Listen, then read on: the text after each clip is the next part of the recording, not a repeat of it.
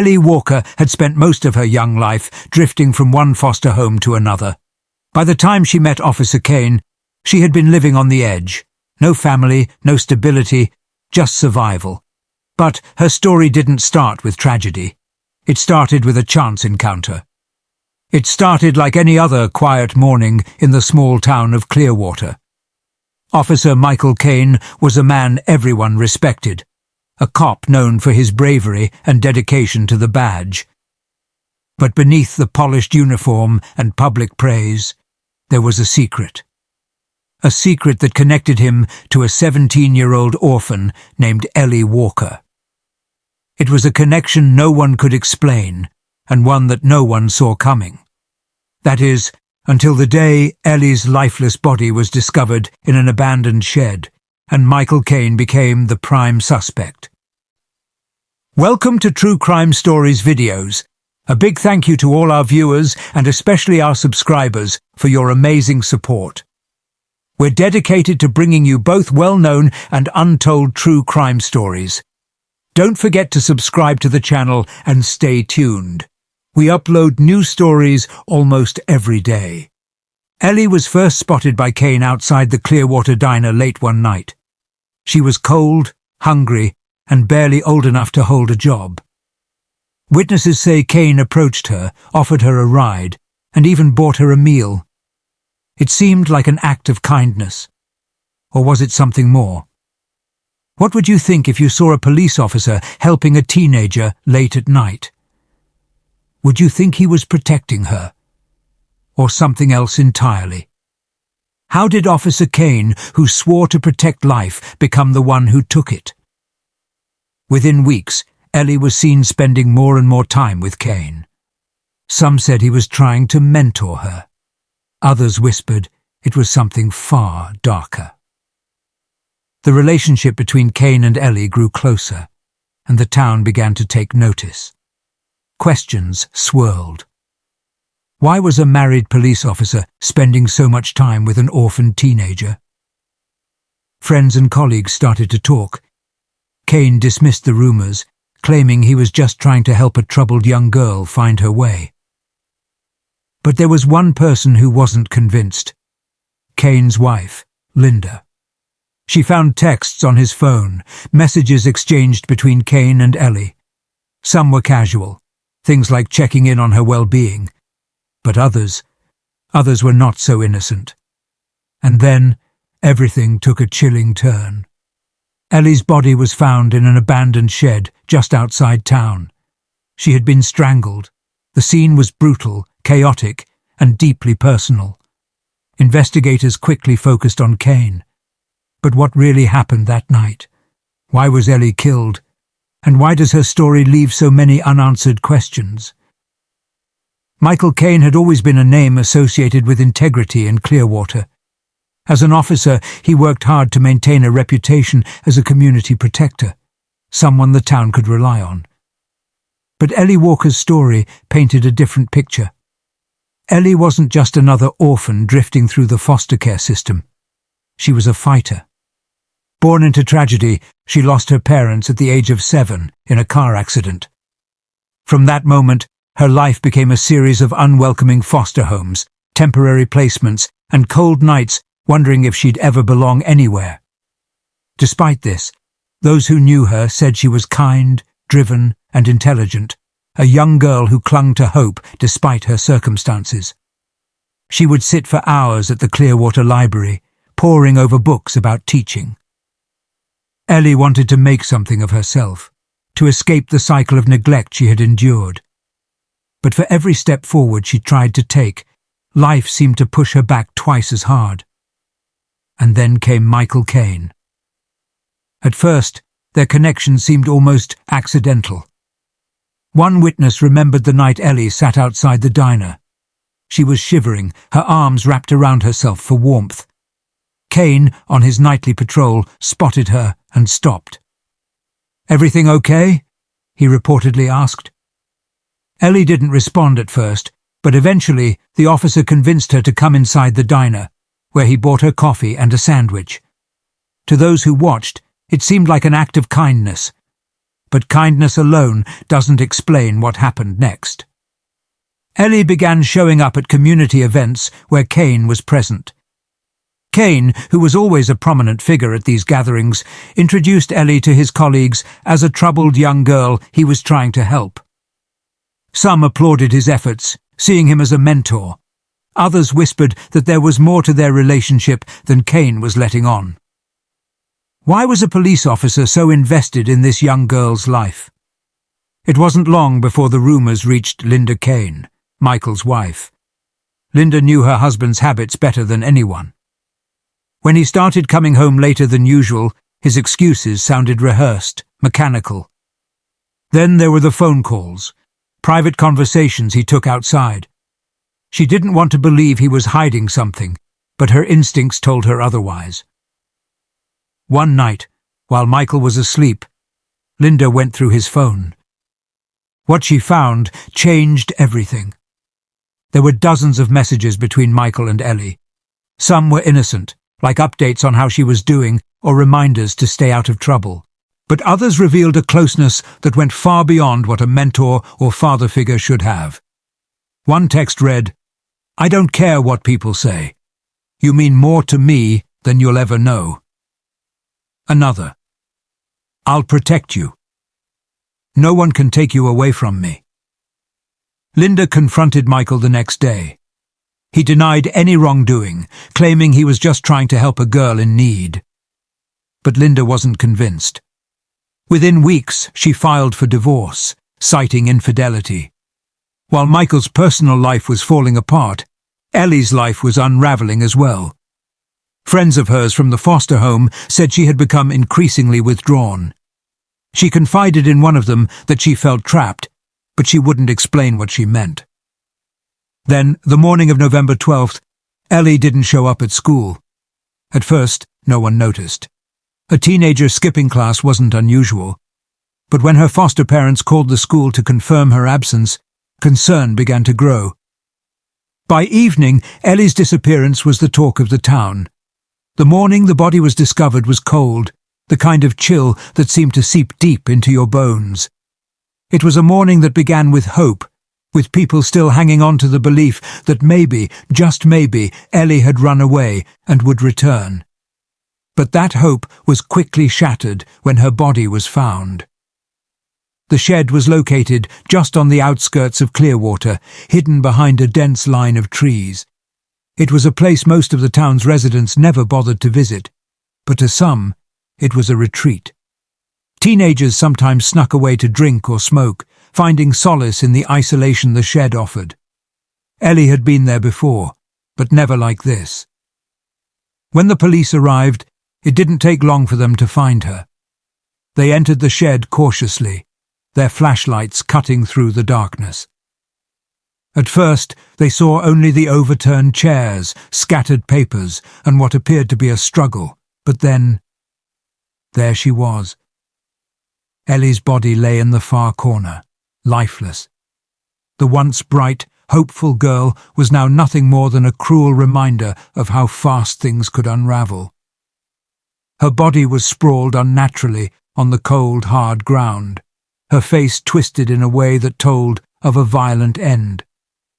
The smell of death was thick in the air. Her clothes were torn, her hands battered from what appeared to be a desperate attempt to fight back. The necklace, the one she always wore, the one that had been her mother's, lay on the ground a few feet away from her. It had been ripped from her neck, the chain snapped. It was one of the first signs that this wasn't just a random act of violence. The scene was brutal. There was no sign of forced entry, no broken windows, no signs of a struggle from the outside. It was as if the killer had known Ellie, had been able to get to her without alarming anyone. There were no footprints leading up to the shed, no signs that Ellie had fought to escape. It was almost as if she had been led there willingly. But what would make a young girl like Ellie walk into that shed with no fight, with no sign of resistance? Had she known her killer? Or was it something far more twisted? Was she too afraid to run? The investigators quickly focused on the signs of strangulation. Ellie had been strangled with a force that left deep red marks around her neck, a sign that the killer was determined, that this wasn't a crime of opportunity. This was personal. The lack of a weapon raised another question. Usually, in cases like this, there would be a weapon left behind, a belt, a cord, or something to suggest how the victim had been strangled. But here, there was nothing. No weapon, no obvious tool used. Just the marks on Ellie's neck and the way her body lay, still and cold. But what really set this crime apart were the tiny details, the things that would be easy to overlook if you weren't paying close attention. The door to the shed had been left slightly ajar, a crack barely wide enough for someone to slip through unnoticed. A pile of debris lay just inside, as if someone had quickly swept it aside, trying to make it look like the shed had been undisturbed. But there was something off about it, something that didn't feel right. Then there was the dirt. Beneath Ellie's fingernails were small specks of dirt that didn't belong to the shed. It was a type of soil found deeper in the woods, just beyond the shed. That raised the first theory. Had Ellie fought off her attacker as they struggled to drag her inside? The dirt under her nails suggested she had been trying to escape, or perhaps she had been trying to claw her way free. But then, a crucial piece of evidence was found near the back corner of the shed, something that turned the investigation in a different direction entirely. It was Ellie's phone, left in the dirt behind a stack of old boxes. Her screen was cracked, as if it had been dropped or thrown in haste. A quick glance through the call history revealed one thing that stood out. The last call made from Ellie's phone was to a number that, as it turned out, belonged to none other than Officer Michael Caine. The realization sent a shockwave through the investigators. They had already heard whispers about Caine's involvement with Ellie. They had already seen the messages between them, the ones that hinted at something more than just mentorship. But now, with the phone call, this direct connection, they couldn't ignore the possibility. It didn't take long for investigators to revisit the theories surrounding Ellie's death. At first, it looked like a robbery gone wrong. After all, the shed was abandoned, a place known for housing stolen items or discarded belongings. But the lack of forced entry told another story. There was no sign that Ellie had been robbed. Nothing was missing. Her wallet, her phone, and even the necklace she always wore were still in her possession, suggesting that theft wasn't the motive. Could it be something deeper? Something more complicated than a simple crime of opportunity? Was this about more than just money? The scene painted a picture of a struggle, of a girl trying to break free from something she couldn't escape. But what made her stay? What was it that kept her from running, from screaming, from doing anything to fight back? Was it fear of the person who killed her, or was it something even more terrifying? The investigators worked tirelessly, trying to piece together the clues. They turned their focus back on the people closest to Ellie, people who might have known something, seen something, heard something. The town had to know the truth. But as they dug deeper into Ellie's life, the more questions seemed to arise. Why had she been so scared? Was there something she wasn't telling anyone? Did she trust the wrong person, someone she should have feared all along? As the investigation progressed, every new revelation only seemed to complicate things further.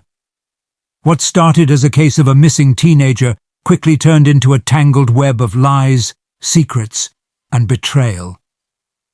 And the more the police uncovered, the more they realized that the truth behind Ellie's death was much darker than they ever imagined. And yet, the most unsettling question remained unanswered.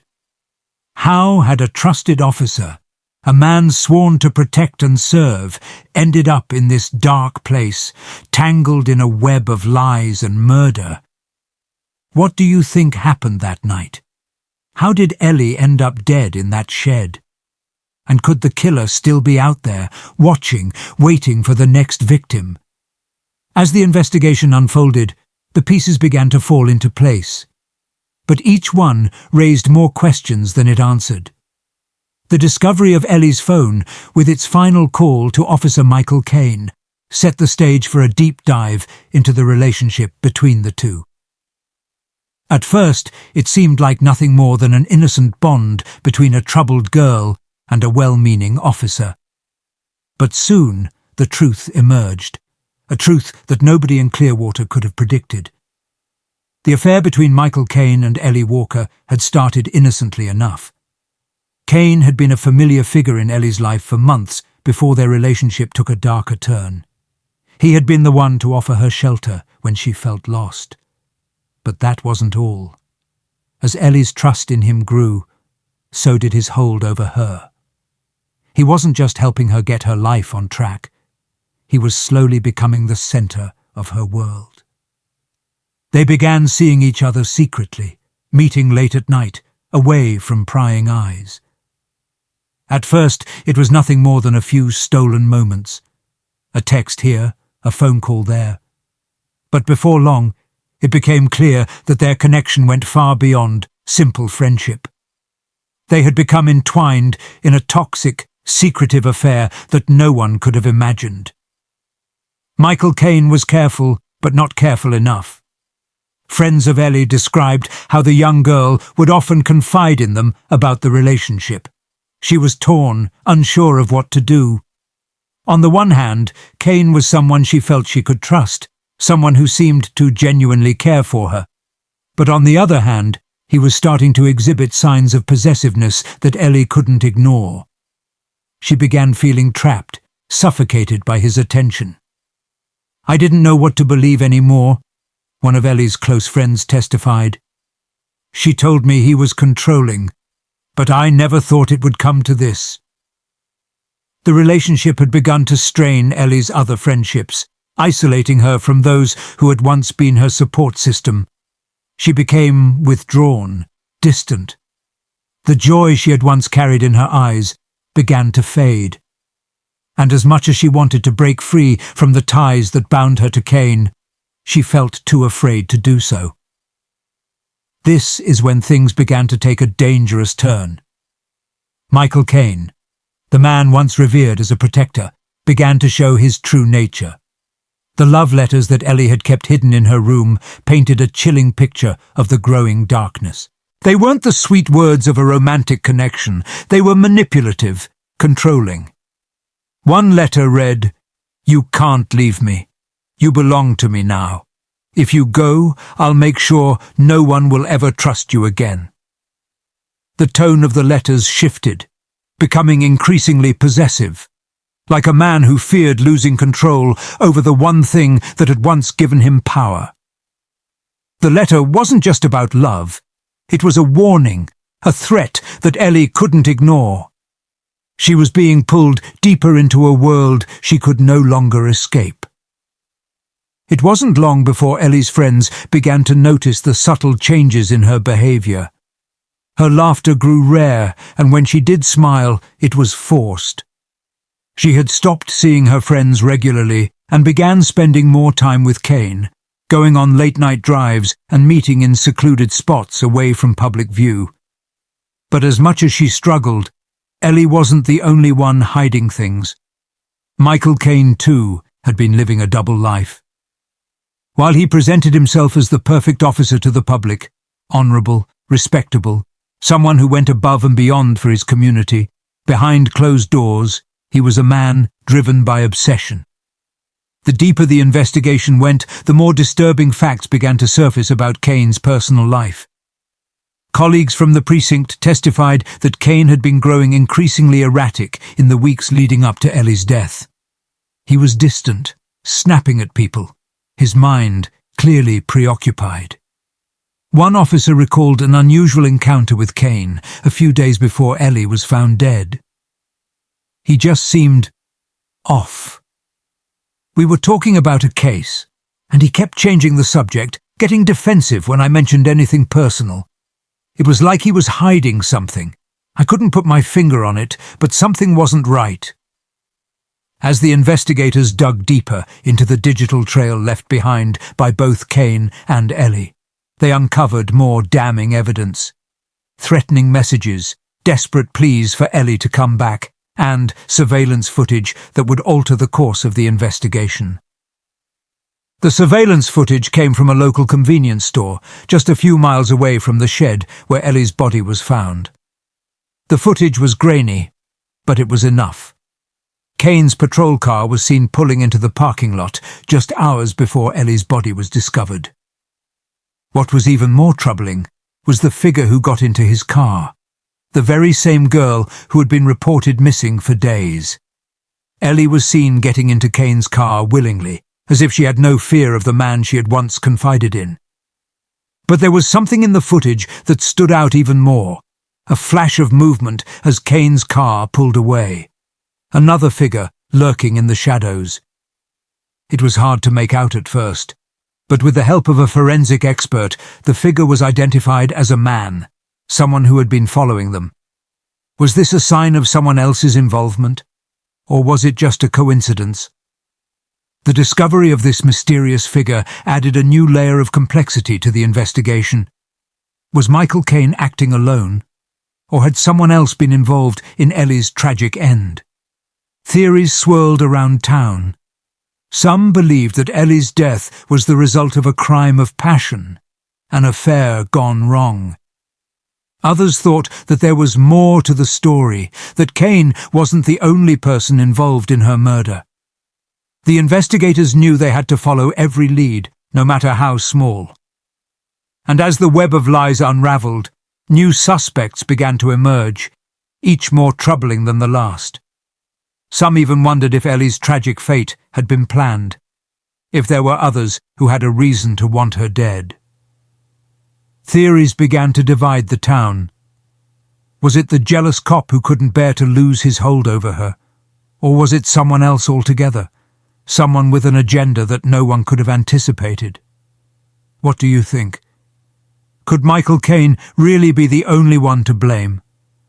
Or is there more to the story, something hidden just out of reach, waiting to be uncovered? The investigation had only just begun, and with every new revelation, the chilling mystery deepened. What happened that night? How far did the conspiracy reach? Who, if anyone, was involved in Ellie's murder? The answers may be closer than they appear.